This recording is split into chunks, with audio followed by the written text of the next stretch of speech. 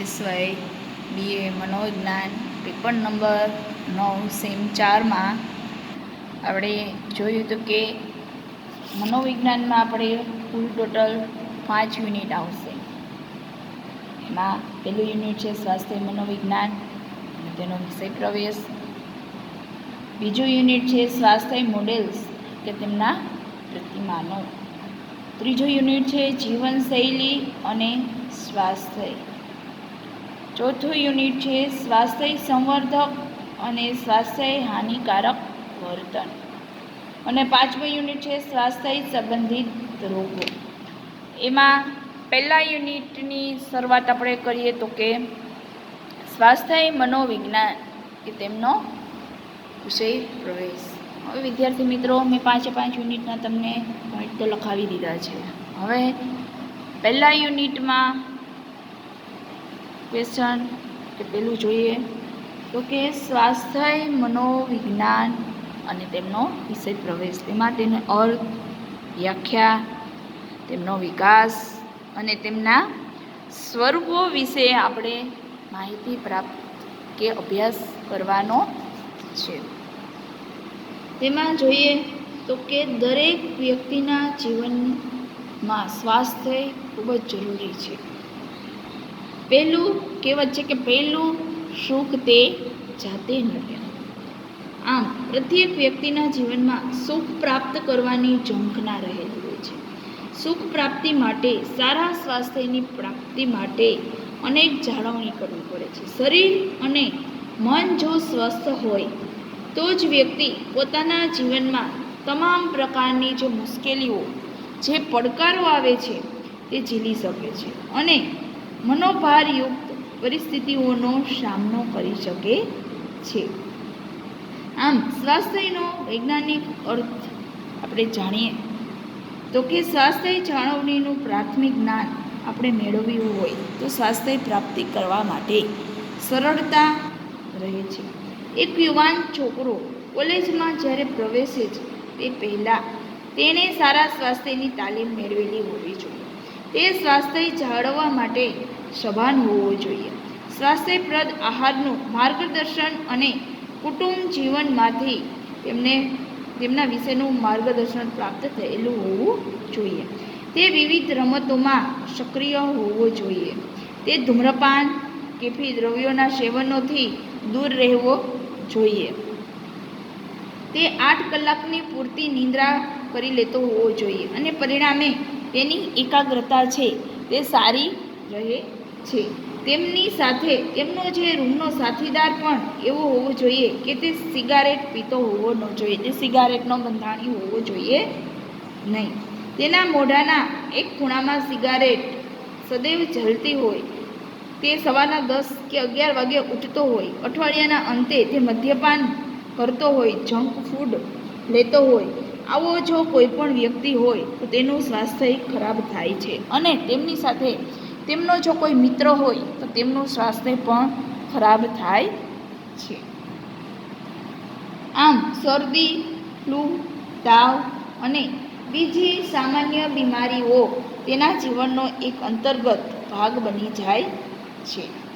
આમ પોતાના સ્વાસ્થ્ય માટે આરોગ્ય વિશે જાગૃત હોવું જરૂરી છે અને અનિયમિત જો કોઈ પણ યુવાન હોય તો તેના આરોગ્ય વિશે, તેના સ્વાસ્થ્ય વિશે તે સંપૂર્ણ બેદરકાર હોય છે. આમ હવે જોઈએ તો કે સ્વાસ્થ્ય મનોવિજ્ઞાનનો અર્થ. સ્વાસ્થ્ય મનોવિજ્ઞાન એટલે શું? તો કે સ્વાસ્થ્ય મનોવિજ્ઞાનના સંશોધનો અને પ્રેક્ટિસ માટે મૂળભૂત બાબત સ્વાસ્થ્યની વ્યાખ્યા છે કે વ્યક્તિ પોતાનું સ્વાસ્થ્ય સારું હોવું જોઈએ. વર્લ્ડ હેલ્થ ઓર્ગેનાઇઝેશન એટલે કે WHO એ સ્વાસ્થ્યની વ્યાખ્યા આપેલી છે કે સ્વાસ્થ્ય એ શારીરિક, માનસિક, સામાજિક રીતે સારી હોવી જોઈએ. સંપૂર્ણ રીતના સ્વાસ્થ્ય સારું હોય તેવી અવસ્થા હોવી જોઈએ. તે માત્ર બીમારી કે નિર્બળતાની ગેરહાજરી નથી. સ્વાસ્થ્યની વ્યાખ્યા એક પ્રગતિશીલ વ્યાખ્યા ગણાતી હોય છે. આવી વ્યાખ્યામાં સ્વાસ્થ્ય મનોવિજ્ઞાનનું એક મહત્વનું પાસું રહેલું છે. સ્વાસ્થ્યને બીમારીના અભાવ તરીકે વ્યાખ્યાયિત કરવામાં આવેલી છે. સ્વાસ્થ્ય મનોવિજ્ઞાન એ સ્વસ્થ અને બીમારીના બધા પાસાઓ સાથે સંબંધ ધરાવે છે. બાળકોમાં સ્વાસ્થ્યની શું ટેવ હોવી જોઈએ? તેમનામાં કસરત કરવાની, નિયમિત વોકિંગ ચાલવાની ટેવ હોવી જોઈએ.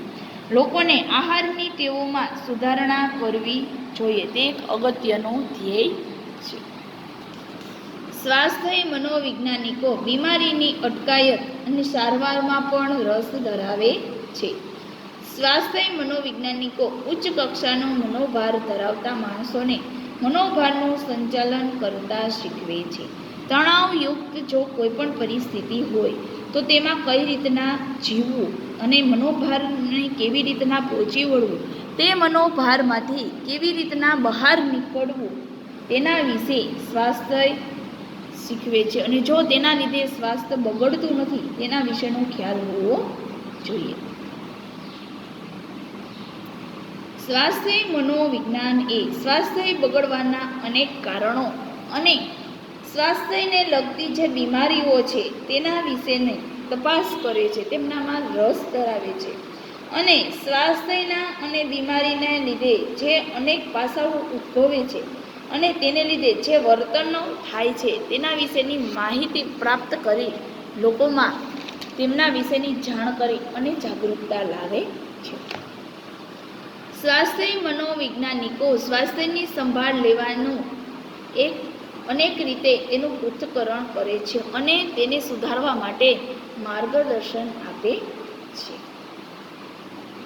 સ્વાસ્થ્ય મનોવિજ્ઞાન શૈક્ષણિક, વૈજ્ઞાનિક અને ધંધાદારીઓનું સ્વાસ્થ્ય સંવર્ધક અને જાળવણીમાં રહેલું જે પ્રદાન છે તેને ધ્યાનમાં લેવામાં આવે છે.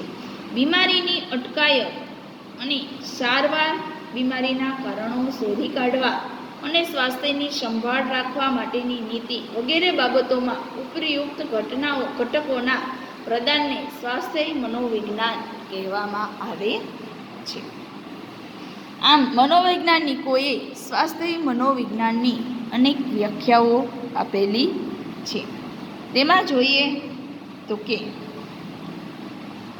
સ્વાસ્થ્ય મનોવિજ્ઞાન લોકો કઈ રીતે સ્વસ્થ રહે, તેઓ શા માટે બીમાર પડે છે અને બીમારી પ્રત્યે તેઓ કેવો પ્રતિભાવ આપે છે તેની મનોવૈજ્ઞાનિક અસરો સમજવામાં રસ ધરાવે છે.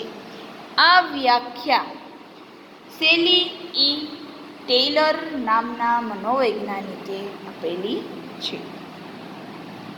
ત્યાર પછી બીજી વ્યાખ્યા છે. સ્વાસ્થ્ય મનોવિજ્ઞાન એ સ્વાસ્થ્ય વૃદ્ધિ અને સ્વાસ્થ્યની જાળવણી, બીમારીને અટકાવવી, તેની સારવાર કઈ રીતના કરવી, બીમારી સંબંધિત કારણો અને તેના નિદાન માટેના પ્રયાસો કરવા, તેના વિશેની જે માહિતી પ્રાપ્ત થાય છે તેને સ્વાસ્થ્ય મનોવિજ્ઞાન કહેવામાં આવે છે. આ વ્યાખ્યા જોસેફ મેટ્રાઝે આપેલી છે. ત્યાર પછી આવે છે ત્રીજી વ્યાખ્યા આવે છે. સ્વાસ્થ્ય મનોવિજ્ઞાન એટલે સ્વાસ્થ્ય એ શારીરિક, સાંસ્કૃતિક, મનોવૈજ્ઞાનિક અને આર્થિક અને આધ્યાત્મિક ગુણોની અવસ્થા છે. તેમાં બીમારીની હાજરી હોતી નથી. તેના વર્તનનો અભ્યાસ કરતું વિજ્ઞાન એટલે સ્વાસ્થ્ય મનોવિજ્ઞાન કહેવામાં આવે છે. આ વ્યાખ્યા માર્ક્સ, મરે અને તેના સાથીદારોએ આપેલી છે. ત્યાર પછીની સ્વાસ્થ્ય મનોવિજ્ઞાનની ચોથી વ્યાખ્યા આવે છે તો કે સ્વાસ્થ્ય મનોવિજ્ઞાનનું ક્ષેત્ર તંદુરસ્તી અને બીમારીમાં મનોવિજ્ઞાનની ભૂમિકા અંગે. સ્વાસ્થ્ય મનોવિજ્ઞાનનું ક્ષેત્ર તંદુરસ્તી અને બીમારીમાં મનોવિજ્ઞાનની ભૂમિકા અંગે સંશોધન તેમજ પ્રેક્ટિસ સાથે જોડાયેલું છે. આ વ્યાખ્યા એમ રોબિન ડિમેટો અને લેસ્લી આર માર્ટિને આપેલી છે. આમ એમ રોબિન ડિમેટો અને લેસ્લી આર માર્ટિને આ પ્રમાણે સ્વાસ્થ્ય મનોવિજ્ઞાનની વ્યાખ્યાઓ સાથે તેમના જે સંબંધ ધરાવે છે તેવા મુદ્દાઓ પણ તેમણે ફલિત કરેલા છે. તેમાં પહેલો પોઈન્ટ જોઈએ તો કે લોકો કઈ રીતના કેટલીક સ્વાસ્થ્ય અંગેની ટેવો વિકસાવે છે, એટલે કે ખરાબ ટેવો છે જેવી કે ધૂમ્રપાન, મદ્યપાન અને સારી ટેવો જેવી કે કસરતો, તેના વિશેની માહિતી પ્રાપ્ત કરવાની હોય છે. પછી લોકો પોતાના વર્તનમાં પોતાના સ્વાસ્થ્ય માટે કેવી અસરકારક વર્તન કરે છે તેના વિશેની માહિતી પ્રાપ્ત કરવામાં આવે છે. ત્યાર પછી વ્યક્તિ સ્વાસ્થ્ય અંગે કેટલું સારું પોતાનું વર્તન છે કે કેટલું ગંભીર વર્તન કરે છે, કેટલું બીમાર છે તેના વિશેની માહિતી પ્રાપ્ત કરવામાં આવે છે. ત્યાર પછી આવે છે સ્વાસ્થ્ય મનોવિજ્ઞાનનો વિકાસ. સ્વાસ્થ્ય મનોવિજ્ઞાનના વિકાસમાં જોઈએ તો કે પહેલો વિકાસ આવે છે બાળ ઉછેર માટે સ્વાસ્થ્ય મનોવિજ્ઞાનનો ઉછેર. કોઈ પણ વ્યક્તિનો જન્મ થાય અને તેમનો ઉછેર એટલે કે તે બાળકનો ઉછેર કરવામાં આવે છે ત્યારથી જ તે બાળકમાં સ્વાસ્થ્ય વિશેનો જે ખ્યાલ છે તે વિકસાવવો જોઈએ. પોતાના જે સ્વાસ્થ્ય સારું રહેવું જોઈએ તેમના વિશેની તેમનામાં જાગૃતિ છે તે લાવવી જોઈએ.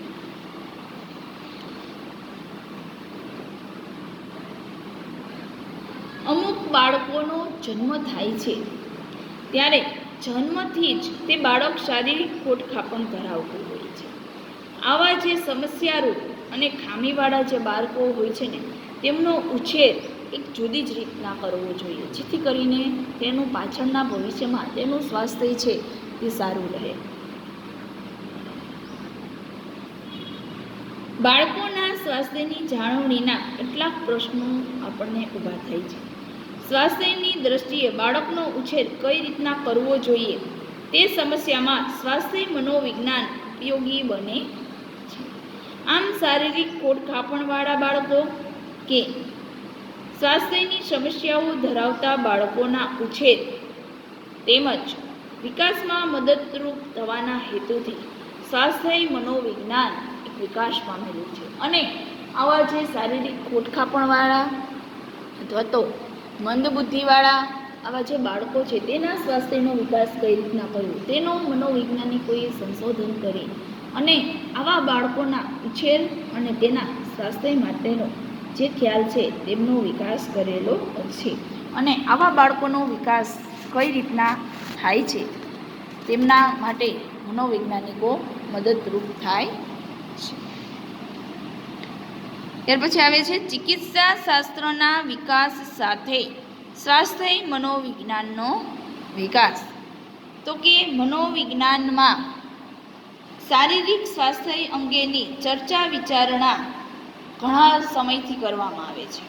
આમ મનોવિજ્ઞાનમાં એક અમેરિકન સાયકોલોજિસ્ટ છે તેમણે શારીરિક અને માનસિક સ્વાસ્થ્યની જાળવણી અંગે અનેક ચર્ચા વિચારણા કરેલી છે અને તેને કારણે તેણે અમેરિકાની એક મેડિકલ સ્કૂલમાં આ સ્વાસ્થ્ય શિક્ષણ આપવાનું શરૂઆત કરી.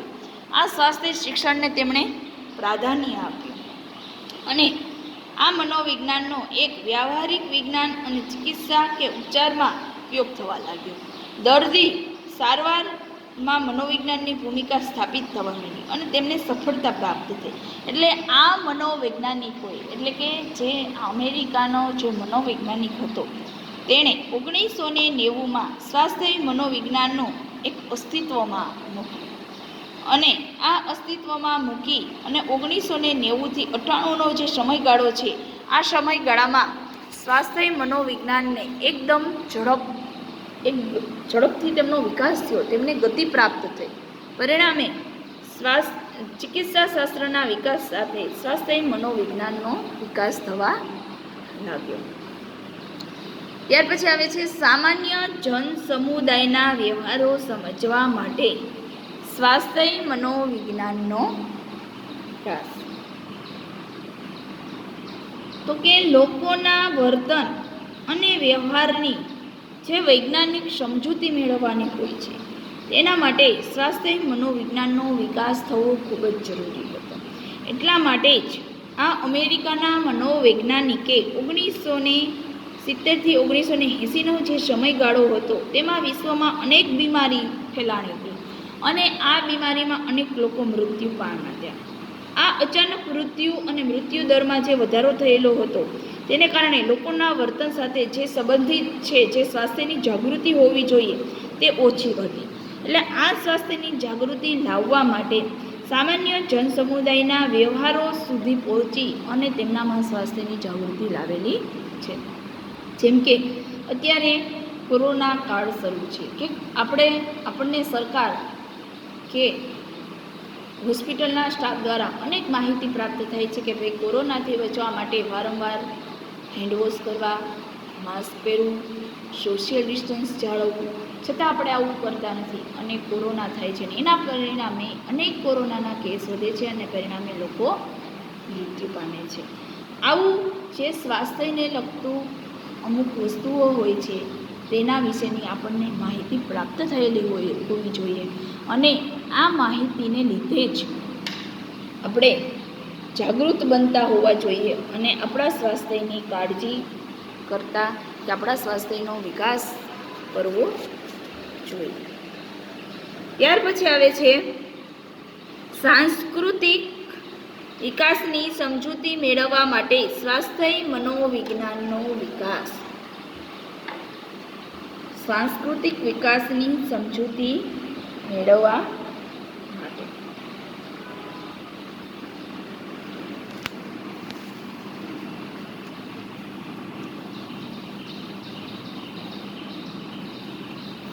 સમાજમાં સંસ્કૃતિની વિકાસ થયેલો છે. સામાજિક કે સાંસ્કૃતિક ઘટકો અને સ્વાસ્થ્ય વચ્ચે અનેક સંબંધો રહેલા છે.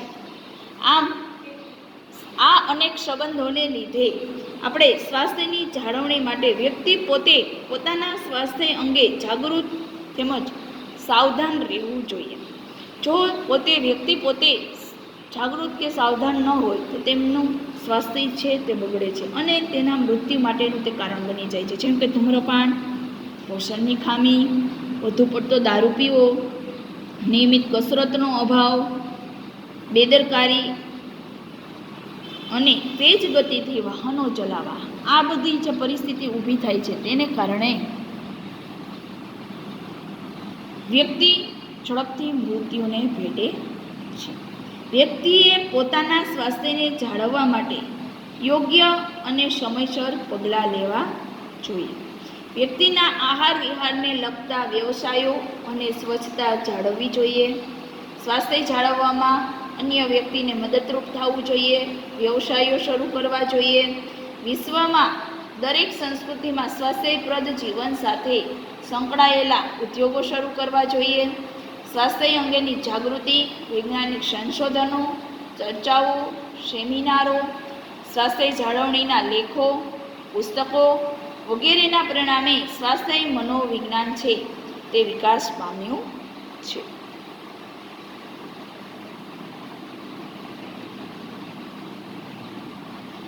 અમેરિકા અને પશ્ચિમના સમાજમાં એવું માનવામાં આવે છે કે સ્વાસ્થ્યની જાળવણી માટે અને સ્વાસ્થ્ય બગાડવા અંગે વ્યક્તિ પોતે જ જવાબદાર હોય છે. વ્યક્તિએ પોતાને જ જાતે નક્કી કરવાનું હોય છે કે પોતાનું સ્વાસ્થ્ય છે તે કઈ રીતના જાળવવું જોઈએ.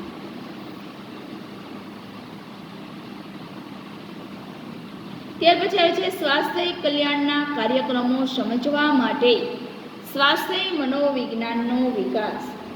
તો કે સ્વાસ્થ્ય કલ્યાણની યોજનાઓ સમજવા માટે સ્વાસ્થ્ય મનોવિજ્ઞાનનો વિકાસ ખૂબ જ જરૂરી છે અને આ ઓછા ખર્ચે પણ અથવા તો આ જો સ્વાસ્થ્ય કલ્યાણની યોજનાઓ બનાવવામાં આવે તો તેના પાછળ ઘણો ખર્ચો પણ થતો હોય છે, પરંતુ વ્યક્તિઓને સ્વાસ્થ્ય અંગે સમજાવવા માટે આ એક મહત્વનું પાસું છે તેવું માનવામાં આવતું. ઘણા રોગોની ચિકિત્સામાં ડૉક્ટર અને દર્દી વચ્ચે જો નજીકના સંબંધ સ્થાપિત થઈ ગયા હોય તો તે દર્દી પોતાની સારા માટે, પોતાની સ્વાસ્થ્ય માટેના જે યોજનાઓ છે, જે જાગૃતિ છે તે ઝડપથી લાવી શકે છે, તેને સમજી શકે છે અને ઝડપથી પોતાનું સ્વાસ્થ્ય છે તે સુધારી શકે છે.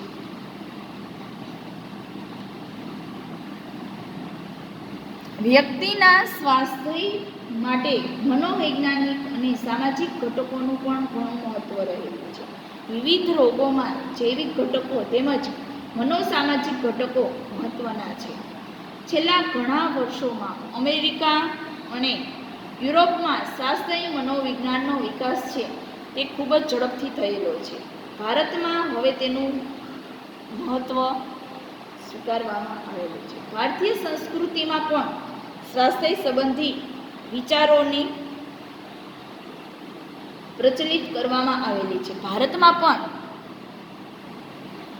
આયુર્વેદિક ઉપચાર પદ્ધતિ અને યોગ સાધનાનું આરોગ્યની જાળવણી માટે મહત્વ સ્થાપિત થયેલું જોવા મળે છે.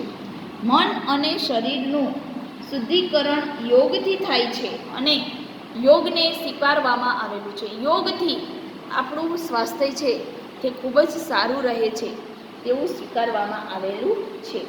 આયુર્વેદે પણ મન અને શરીરની સંવાદિતા જાળવવા પર ભાર મૂકેલો છે. આમ ભારતમાં સ્વાસ્થ્યની વૃદ્ધિ અને જાળવણી માટે આવશ્યક વિચારણા ઘણા વર્ષોથી થયેલી છે અને આ આવશ્યક વિચારણાઓને લીધે જ ભારતમાં આજે સ્વાસ્થ્ય માટે લોકોને જાગૃત કરવામાં આવે છે.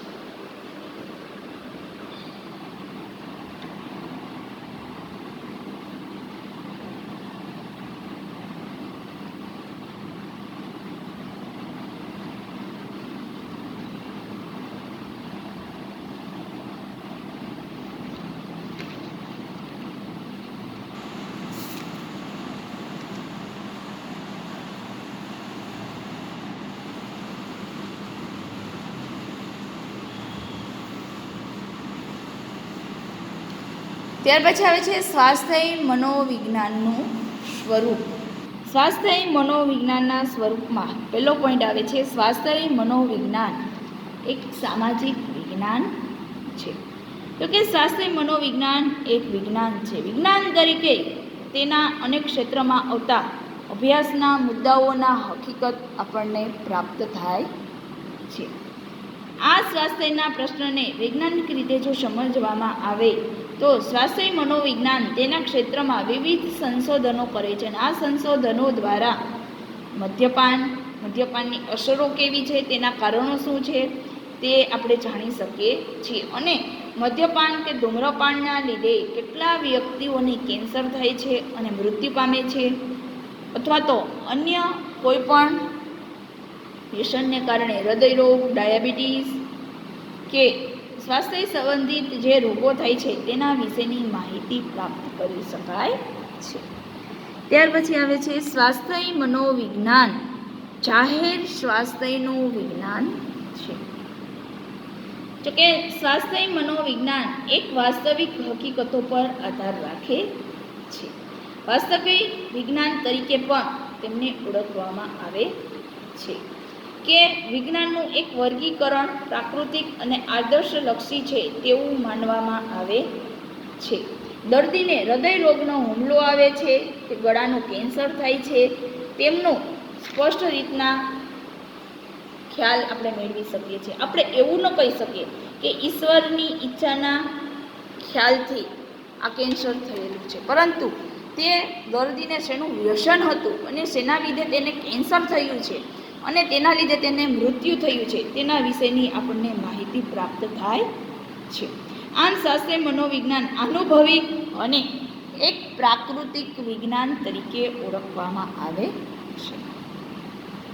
ત્યાર પછી આવે છે સ્વાસ્થ્ય મનોવિજ્ઞાન સમાજશાસ્ત્ર અને નૃવંશશાસ્ત્ર સાથે સંબંધ ધરાવે છે.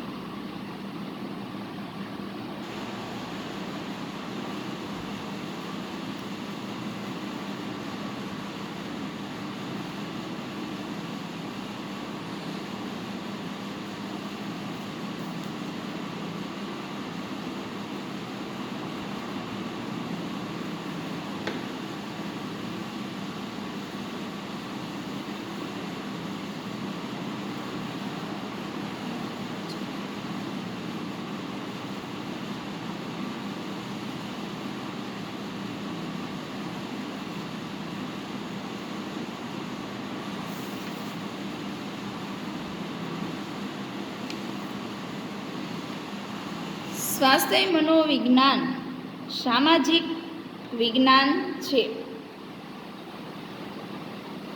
તો કે સ્વાસ્થ્ય મનોવિજ્ઞાન એક સામાજિક વિજ્ઞાન ગણવામાં આવે છે. સ્વાસ્થ્યનો પ્રશ્ન વ્યક્તિગત પ્રશ્ન છે એવું કહેવામાં આવે છે, પરંતુ સ્વાસ્થ્યની વૃદ્ધિ અને જાળવણી કેટલાક સામાજિક ઘટકો ઉપર આધાર રહેલો છે. તેના વર્તન પર સમૂહોનો પણ પ્રભાવ રહેલો છે. તરુણો તેમના સમવયસ્કો પાસેથી ધૂમ્રપાન કરતા શીખે છે. દારૂ કે કેફી પીણાની લતને પણ સમાજ અને સંસ્કૃતિ સાથે સંબંધ છે તેવું કહેવામાં આવે છે. મદ્યપાન અને સમસ્યારૂપ દારૂ પીવાની ટેવને સાંસ્કૃતિક સંબંધ કહેવામાં આવે છે. ત્યાર પછી આવે છે સ્વાસ્થ્ય મનોવિજ્ઞાન જાહેર સ્વાસ્થ્યનું વિજ્ઞાન છે. તો કે જાહેર સ્વાસ્થ્યનું વિજ્ઞાન એટલે કે મેલેરિયા, ડેન્ગ્યુ, ચિકનગુનિયા, કમળો વગેરે રોગો આપણને વારંવાર થાય છે અને ફેલાય છે. આમ મોટા જન સમુદાયના સ્વાસ્થ્ય પર તે અસર કરે છે. સ્વાસ્થ્ય મનોવિજ્ઞાન એ જાહેર સ્વાસ્થ્યની સુધારણા પર અસર કરે છે અને શહેરોમાં રસીકરણ, સ્વચ્છતાની જાળવણી, મચ્છરોના નાશ માટે દવાઓ છાંટવી, કુટેવ કલ્યાણના કાર્યક્રમો, સામાન્ય જન સમુદાય માટે હોસ્પિટલો સ્થાપિત કરવી વગેરે કાર્યક્રમો યોજવામાં આવે છે અને આ બધા જાહેર સ્વાસ્થ્ય અંગેના કાર્યક્રમો છે તેવું કહેવામાં આવે છે. આવા કાર્યક્રમો દ્વારા જાહેર સ્વાસ્થ્યની સંસ્થાઓ અને સ્વાસ્થ્ય મનોવિજ્ઞાન ઉપયોગી બને છે. ત્યાર પછી આવે છે સ્વાસ્થ્ય મનોવિજ્ઞાન સમાજ અને નૃવંશ શાસ્ત્ર સાથે સંબંધ ધરાવે છે. તો કે સમાજશાસ્ત્ર નૃવંશ માનવ સંસ્કૃતિના ઉદ્ભવ અને વિકસેલું એક શાસ્ત્ર છે તેવું કહેવામાં આવે છે. ધૂમ્રપાન કે મદ્યપાનના પ્રમાણે સામાજિક વાતાવરણ સાથે કેવો સંબંધ રહેલો છે તેના વિશેની માહિતી પ્રાપ્ત થાય છે. ગ્રામ્ય કે શહેરી સમાજના વાતાવરણની લોકોના આરોગ્ય ઉપર કેવી અસર થાય છે, આરોગ્યની જાળવણી, રક્ષા, તેની સારવાર કઈ રીતના કરવી તેના વિશેની માહિતી પ્રાપ્ત થાય છે. આમ સ્વાસ્થ્ય મનોવિજ્ઞાન સમાજશાસ્ત્ર અને નૃવંશશાસ્ત્ર સાથે સંબંધ ધરાવે છે. જે સ્વાસ્થ્ય મનોવિજ્ઞાનનું સ્વરૂપ જટિલ છે. તો કે સ્વાસ્થ્ય મનોવિજ્ઞાનનું સ્વરૂપ જટિલ ગણવામાં આવે છે. માનવીનું શરીર તંત્ર આટીઘૂટીવાળું અને જટિલ ગણવામાં આવે છે. મદ્યપાન કરનારાઓને હૃદય રોગનો હુમલો આવતો નથી, પરંતુ તમાકુ ખાનારાઓને કે બીડી પીનારાઓને મોઢાનું કે ગળાનું કેન્સર થતું નથી. આનો અર્થ એ કે વ્યક્તિનું શરીર તંત્ર કુટેવોથી કેટલું બનેલું છે તે નક્કી કરવું મુશ્કેલ બને છે અને ક્યારેક આવી કુટેવોથી વ્યક્તિને ગળાનું કે મોઢાનું કેન્સર થાય પણ છે અને નથી પણ થતું. આમ સ્વાસ્થ્ય મનોવિજ્ઞાનનું સ્વરૂપ જટિલ છે કે દરેક ધૂમ્રપાન કરતા હોય તેમને દરેકને કેન્સર થાય એવું જરૂરી નથી અને અમુકને થાય પણ છે. આમ સ્વાસ્થ્ય મનોવિજ્ઞાન આંતરવિદ્યા શાખાકીય સ્વાસ્થ્ય મનોવિજ્ઞાન આંતરવિદ્યા શાખાકીય અભિગમ ધરાવે છે. તો કે સ્વાસ્થ્ય મનોવિજ્ઞાનને સ્વાસ્થ્ય અંગેના બીજા વિજ્ઞાનો તેમજ સમાજ અંગેના ઘણા વિજ્ઞાનો સાથે સંબંધ રહેલો છે. સ્વાસ્થ્ય મનોવિજ્ઞાનને મનોવિજ્ઞાન, વિકાસાત્મક મનોવિજ્ઞાન, બાળ મનોવિજ્ઞાન, ચિકિત્સા મનોવિજ્ઞાન, રોગશાસ્ત્ર, ઔષધશાસ્ત્ર, સર્જરી, તબીબી શાસ્ત્ર વગેરે અનેક શાખાઓ સાથે સંબંધ રહેલો છે. આમ માનવીના વર્તન, સ્વાસ્થ્ય અને જીવન સાથે સંકળાયેલી છે. આ બધા શાસ્ત્રો જે સંશોધનો કરે છે તેનો ઉપયોગ સ્વાસ્થ્ય મનોવૈજ્ઞાનિકો કરે છે તેમ કહેવામાં આવે છે. આમ હૃદયરોગ, ડાયાબિટીસ, બ્રેન સ્ટ્રોક, બીજા ઘણા રોગોના મૂળમાં તીવ્ર મનોભાર રહેલો છે તેવું સાબિત થાય છે. આમ દર્દીઓ બીમારી અને સારવારમાં કેવા પ્રતિભાવો આપે છે તે સમજવું હોય તો સામાજિક મનોવિજ્ઞાનનું પ્રાથમિક જ્ઞાન હોવું જરૂરી છે. આમ શારીરિક રોગના પ્રકાર, નિદાન, સારવાર વગેરેની માહિતી તબીબી શાસ્ત્ર અને ઔષધશાસ્ત્ર પાસેથી પ્રાપ્ત થાય છે. ત્યાર પછી આવે છે સ્વાસ્થ્ય મનોવિજ્ઞાન બહુવિધ અભિગમ ધરાવે છે. આમ સ્વાસ્થ્ય મનોવિજ્ઞાન બહુવિધ અભિગમ ધરાવે છે. સ્વાસ્થ્યની જાળવણી કે સ્વાસ્થ્યની વૃદ્ધિ માટે કોઈ એક જ દ્રષ્ટિકોણ હોવો જરૂરી નથી. સ્વાસ્થ્યપ્રદ વાતાવરણ કે સારવાર અંગે વિવિધ દ્રષ્ટિબિંદુનું અસ્તિત્વ ધરાવે છે, પરંતુ વ્યક્તિ પોતે સ્વસ્થ કઈ રીતના રહે તે મહત્વનું છે. સ્વાસ્થ્ય મનોવિજ્ઞાને મદ્યપાન, ધૂમ્રપાન, વજન નિયંત્રણ, અતિસ્થૂળતાની સારવાર, તંદુરસ્તી સંબંધિત રોગો વગેરેની સમજૂતી બહુવિધ અભિગમથી આપેલી છે. આમ સારવાર કે દરમિયાનગીરીના કાર્યક્રમમાં વગેરેમાં હંમેશા અપેક્ષિત પરિણામ આવશે એવું જરૂરી નથી, પરંતુ વ્યક્તિએ પોતાના સ્વાસ્થ્ય અંગેની જાગૃતિ હોવી જોઈએ. અને એક કહેવત કીધેલી છે કે પહેલું સુખ તે જાતે નર્યા, એટલે દરેક વ્યક્તિએ કુટેવોથી દૂર રહી, કસરત કરી, યોગ કરી અને આયુર્વેદિક ઉપચારોથી અનેક બીમારી અને રોગથી દૂર રહી પોતાના સ્વાસ્થ્યને સારું રાખવું જોઈએ. અને પોતાનું સ્વાસ્થ્ય જો સ્વસ્થ અને પોતાનું જે શરીર સારું હોય તો તે ગમે તેવો સંઘર્ષ કે પડકાર આવે તો તેમને ઝીલી શકે છે અને તેમની સામે પોતે સંઘર્ષ કરી શકે છે.